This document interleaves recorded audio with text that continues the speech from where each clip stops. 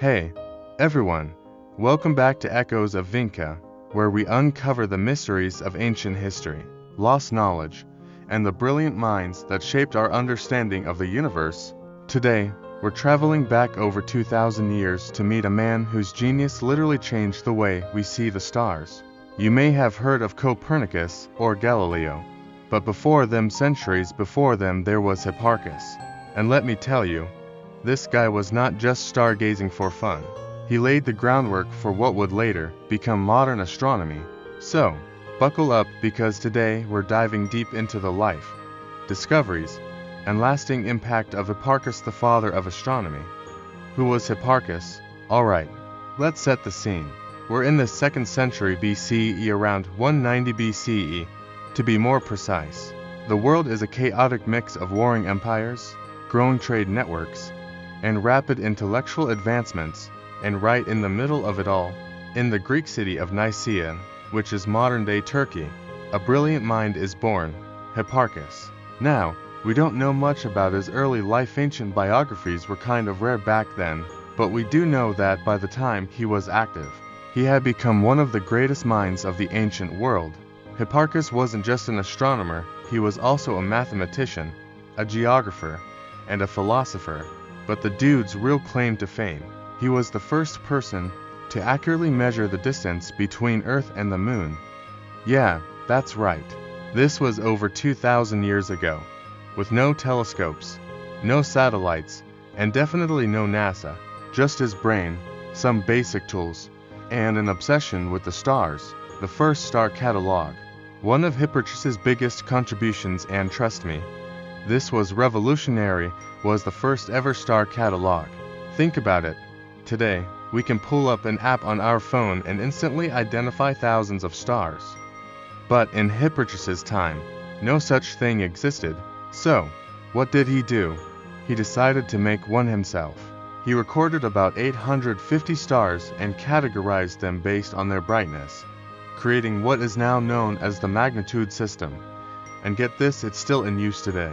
The guy literally invented the system we use to classify stars.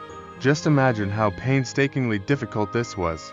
No computers, no telescopes, just pure observation and calculations. Now, here's where it gets even crazier. While he was mapping the stars, he noticed something no one else had noticed before. The stars weren't exactly where they should have been according to older observations. Something was off. And this led to Precession of the equinoxes, a discovery ahead of its time. This is where Hipparchus really flexed his intellectual muscles. He discovered a phenomenon called the precession of the equinoxes. Now, I know that sounds like a mouthful, but stick with me, it's actually pretty cool. In simple terms, he figured out that the Earth wobbles on its axis like a spinning top. This means that over thousands of years, the position of the stars slowly shifts. This discovery was massive. It meant that ancient star charts from hundreds of years before his time were slightly off, and it also explained why astrological calendars needed adjustments. Hipparchus basically discovered one of the key mechanics of Earth's movement 1,700 years before Isaac Newton would mathematically prove it. Let that sink in. Trigonometry. Thank Hipparchus. Now, let's talk math. Do you remember suffering through trigonometry in school? Well, you can thank Hipparchus for that, too. He developed the first trigonometric tables, which were essential for calculating distances in astronomy. If you've ever used sine, cosine, or tangent, or if you've ever cursed their existence, know that Hipparchus was the mastermind behind making these calculations accessible.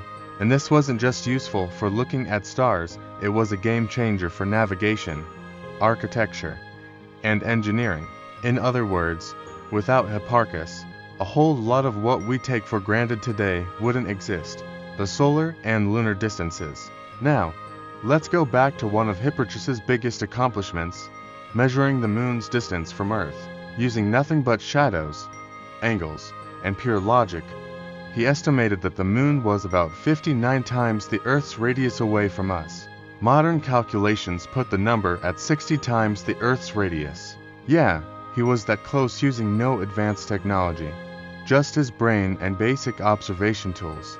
Imagine the precision, the patience, and the sheer brilliance it took to reach that conclusion. This was a man working without telescopes, with no concept of gravity as we understand it today. And yet he was out there measuring cosmic distances with nearly perfect accuracy. I don't know about you, but that's just mind-blowing. Why is Hipparchus not more famous? So, here's the big question. If Hipparchus was such a genius, why isn't he as famous as, say, Galileo or Newton? Well, one big reason is that a lot of his work was later lost to history. Many of his writings didn't survive, and what we know of him comes mostly from later scholars, especially Ptolemy. Another reason, he was just too ahead of his time. Many of his ideas weren't fully understood until centuries later. But make no mistake, without him, modern astronomy would look completely different. Conclusion, his legacy today. So, what's the takeaway here? Hipparchus was one of the most brilliant minds of the ancient world. He gave us the first comprehensive star catalogue, discovered the precession of the equinoxes, laid the foundation for trigonometry, and made some of the most precise astronomical calculations in history, all without a telescope. And yet, his name is often overlooked. But not today. Today, we celebrate Hipparchus, the man who mapped the stars and changed the way we see the universe. If you found this as fascinating as I did, don't forget to hit that like button and subscribe for more deep dives into ancient knowledge.